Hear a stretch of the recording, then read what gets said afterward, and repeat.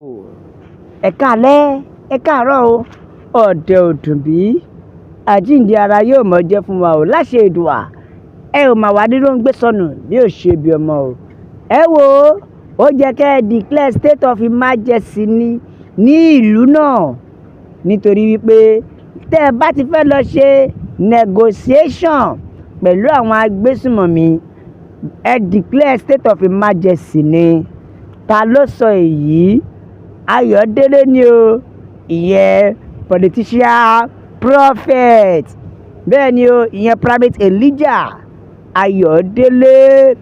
Bẹ́ẹ̀ ni olórí ìjọ IESC Worldwide Church. Ó ti pe àkíyèsí bàbá Tinubu sí ọ̀rọ̀ yìí o. Ó ní bẹ́ẹ̀ bá fẹ́ sọ bá agbésùmọ̀mí, bẹ́ẹ̀ fẹ́ lọ bá wọn negotiate, ẹ fẹ́ lọ dúnàádúrà. Ó ní ẹ declare state of emergency ni o nítorí pé kí ètò ààbò kó má bàa máa mẹ́ẹ̀ lọ. Ó ní kẹ́ ẹ declare state of emergency. Mo fọ́ o, pásítọ̀ ti ṣe kí ni, ó ti padà ṣe politics last. Bẹ́ẹ̀ gẹ́gẹ́ bí ẹ ṣe mọ̀ pásítọ̀ Elijah Ayodele bíi politician prophet, ó ti jáde ó ti sọ̀rọ̀. Ó ní tí àwọn ìjọba bíi governors àti àwọn officials tó bá fẹ́ lọ dúnàádúrà pẹ̀lú àwọn agbésùmọ̀mí, pẹ̀lú àwọn ọ̀daràn, ó ní tí wọ́n bá débẹ̀ kó tó ṣe ìpàdé yìí pa rárá ni ó yẹ kí wọ́n ti declare state of emergency. Ó túmọ̀ sí pé kó nílé gbélé o. Ó ní pàápàá jùlọ ìjọba nígbà tí ẹ bá fẹ́ jókòó pẹ̀lú àwọn apanilẹ́kúnjayé tẹ́ ń dúnàádúrà, ẹ declare state of emergency. Kó nílé gbélé, kọ́lọ́dẹ̀ ó gbẹ́dẹ̀, kó má bàa tún fa ọ̀pọ̀lọpọ̀ ẹ̀mí tí wọ́n á fi ṣòfò. Ó ní kó má bàa tún fa ọ̀pọ̀lọpọ̀ ẹ̀mí tí wọ́n á fi ṣòfò. Ẹ wò ó, pásítọ̀ Elijah ti sọ̀rọ̀, ẹ já ká àtẹ̀jíṣẹ́ àwọn èèyàn. Bẹ́ẹ̀ nìkan ní bàbá Tinubu.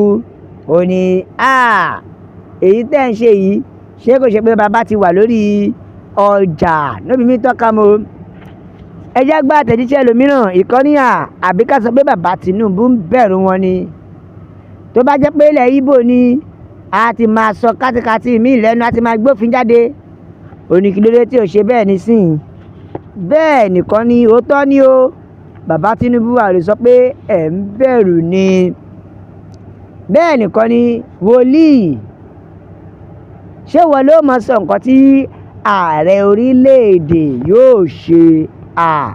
Wọ́n ní ṣé wọ́n ló mọ̀ sọ nǹkan tí ààrẹ orílẹ̀-èdè yóò ṣe ni tó fi gbà ẹ́ lẹ́nu láti sọ pé kó ṣe báyìí, kó ṣe báyìí.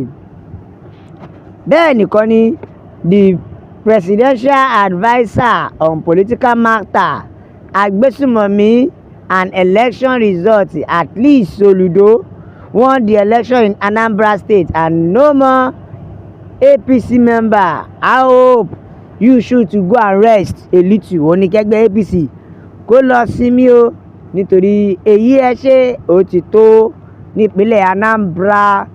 Bẹ́ẹ̀ ẹ já tó ká àtẹ̀jíṣẹ́ ẹlòmíràn, ìkànnì tó bá jẹ́ ìwọ kọ́, ṣé ìwọ náà máa declare state of emergency?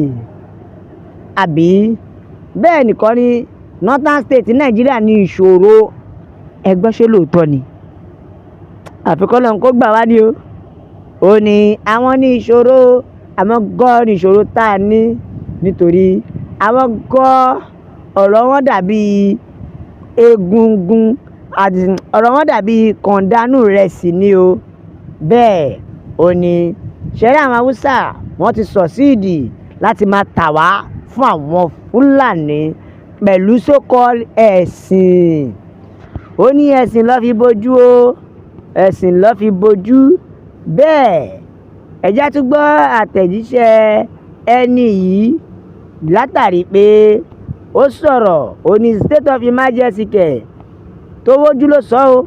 Ó ní state of emergency kẹ̀ nínú gbogbo eléyìí, àbí kí wọ́n pa gbogbo àwọn agbésùmọ̀mí, kí ló ń negotiate pẹ̀lú agbésùmọ̀mí fún?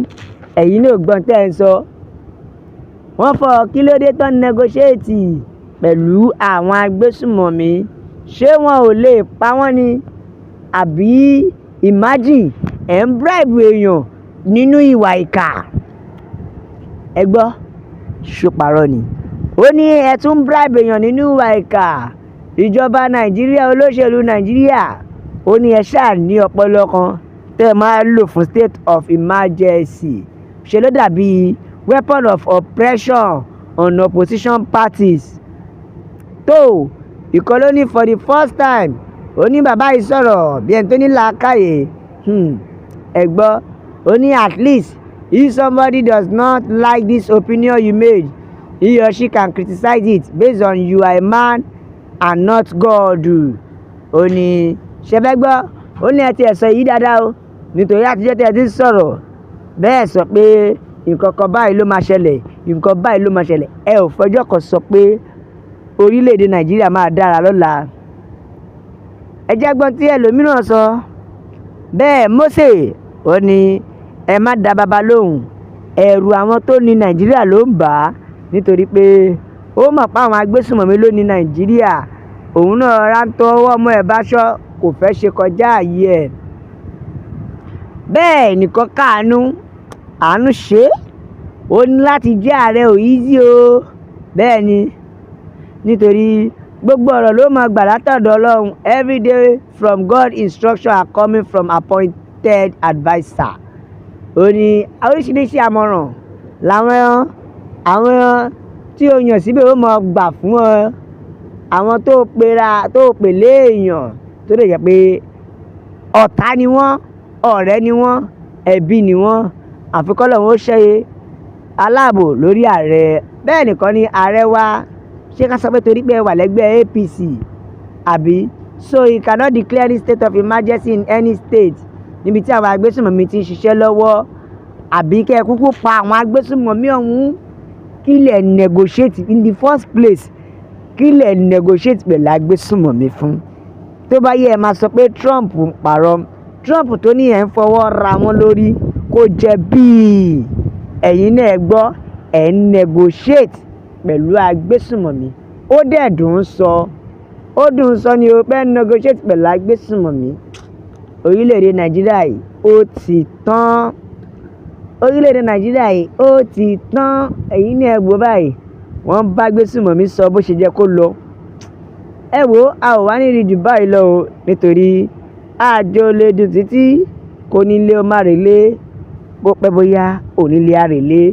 La fi ń kí yín pé a máa bẹ ọ bí ẹni bẹ ṣu ni. Àtẹ́lẹsẹ̀ yóò má bẹ̀nà wò. Ẹni bá láòní dé, ó máa láòní dé bá. God bless you.